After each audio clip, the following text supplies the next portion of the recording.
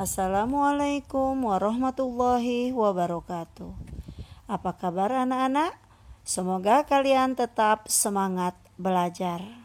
Bertemu kembali pada hari ini dengan pelajaran bahasa Indonesia.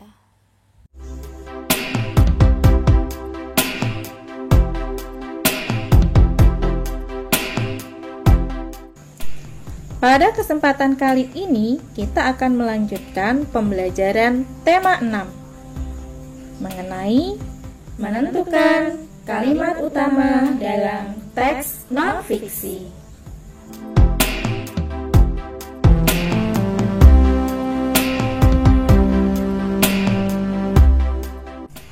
Masih ingatkah kalian mengenai pengertian teks non-fiksi?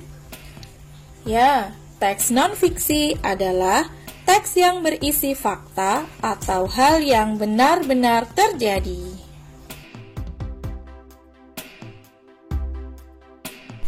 Contoh teks non-fiksi adalah berita, artikel, jurnal, dan biografi.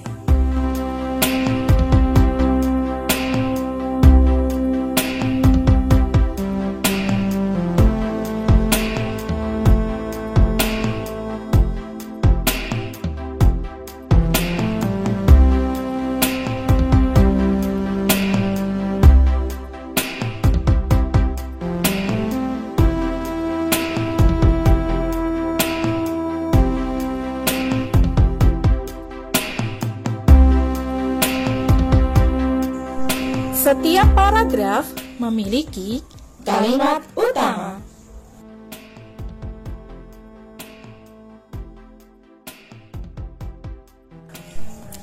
Kalimat utama merupakan kalimat yang bersifat umum dan mengandung gagasan utama.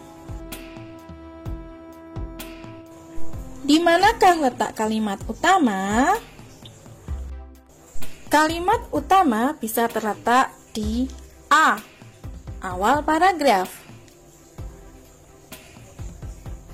B, belakang paragraf, atau pada akhir kalimat di paragraf tersebut, atau terletak di C, yaitu campuran antara awal paragraf dan belakang paragraf. Jadi ingat-ingat ya, letak kalimat utama bisa di A, B, C. Berdasarkan letak kalimat utama, paragraf terbagi menjadi paragraf deduktif dan paragraf induktif. Paragraf deduktif adalah paragraf yang kalimat utamanya terletak di awal paragraf atau kalimat pertama pada paragraf tersebut. Cirinya, kalimat kedua menjelaskan kalimat pertama. Biasanya ditandai dengan adanya repetisi atau pengulangan kata, atau ditandai dengan adanya kata rujukan seperti ini, itu, yakni, yaitu, dan tersebut. Paragraf induktif. Paragraf induktif adalah paragraf yang kalimat utamanya terletak di belakang paragraf atau di akhir kalimat pada paragraf tersebut. Cirinya, kalimat terakhir merupakan simpulan. Biasanya ditandai dengan adanya konjungsi atau penegasan, seperti oleh karena itu, oleh sebab itu, atau dengan demikian. Nah, bagaimana cara menemukan kalimat utama dalam suatu paragraf?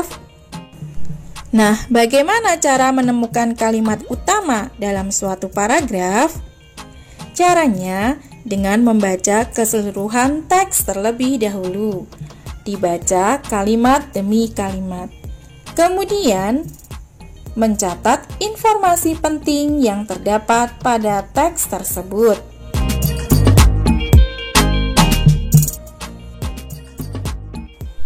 Bacalah paragraf 1 berikut ini.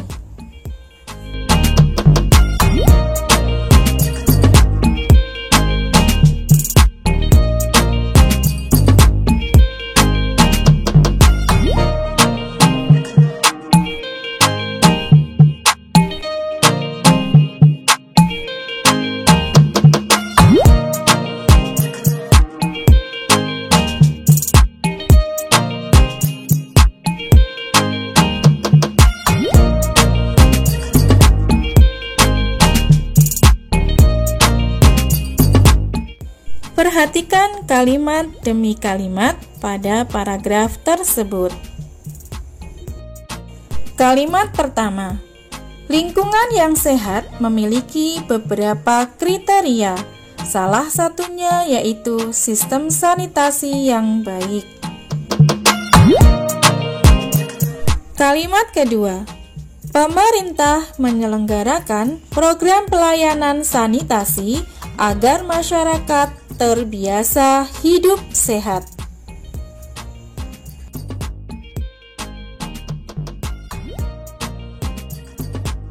Kalimat ketiga, program ini dilakukan oleh pemerintah agar masyarakat meninggalkan kebiasaan-kebiasaan lama yang tidak sehat.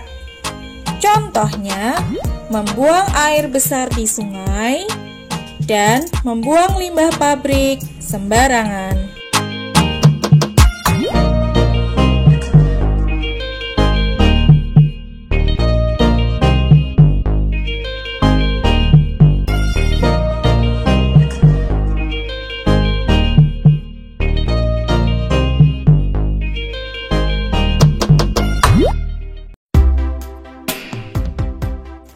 Perhatikan ketiga kalimat pada paragraf pertama.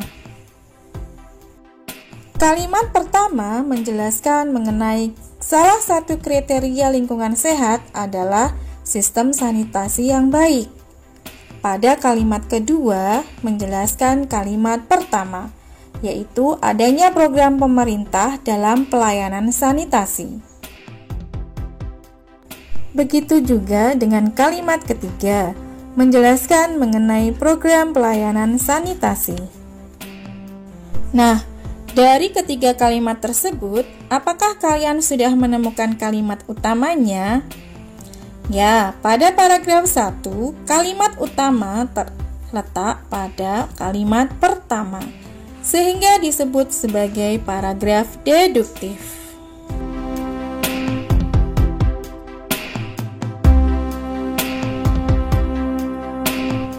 Kita lanjutkan ke paragraf kedua. Perhatikan bacaan pada paragraf kedua. Baca dengan teliti ya.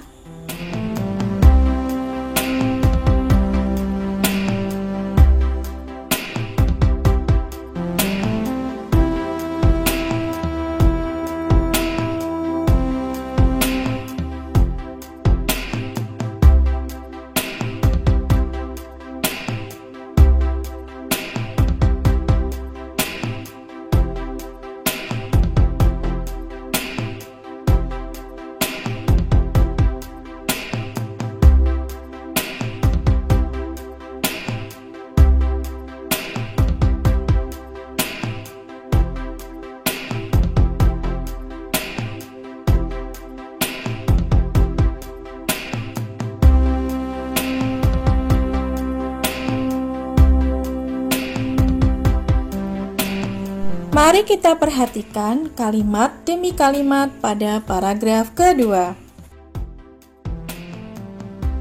Kalimat pertama, petugas kesehatan yang bertanggung jawab atas pelaksanaan program sanitasi ini juga membutuhkan bantuan dari masyarakat.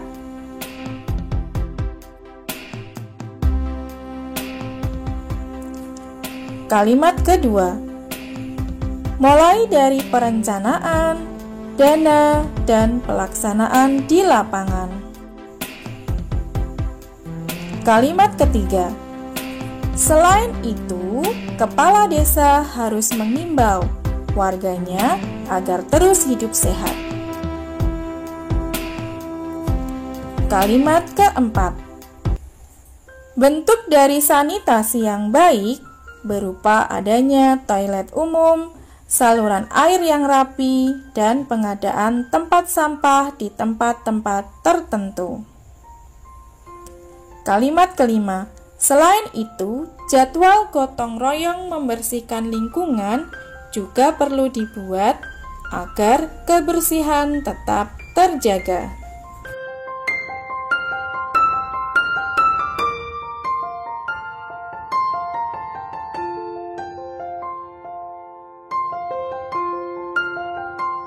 Perhatikan kelima kalimat pada paragraf 2. Pada kalimat 1 menceritakan tentang bahwa dalam pelaksanaan program sanitasi membutuhkan kerjasama antara petugas kesehatan dan masyarakat.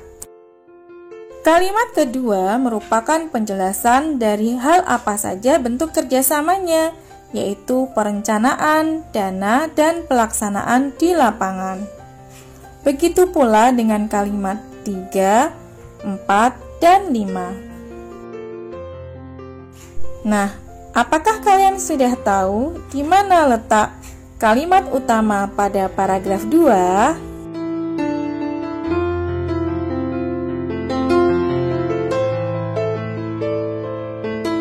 Nah, sekarang kita lanjutkan pada paragraf ketiga.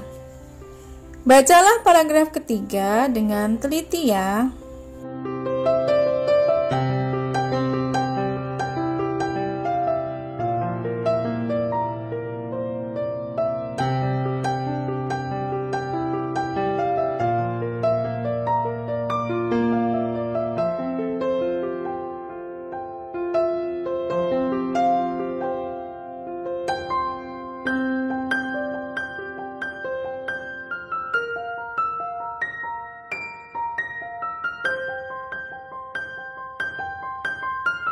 Perhatikan kembali kalimat demi kalimat pada paragraf ketiga.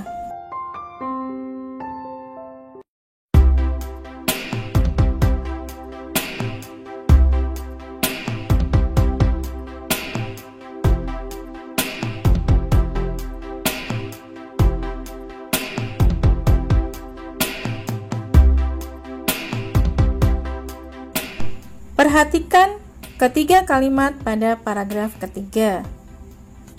Kira-kira di mana letak kalimat utamanya?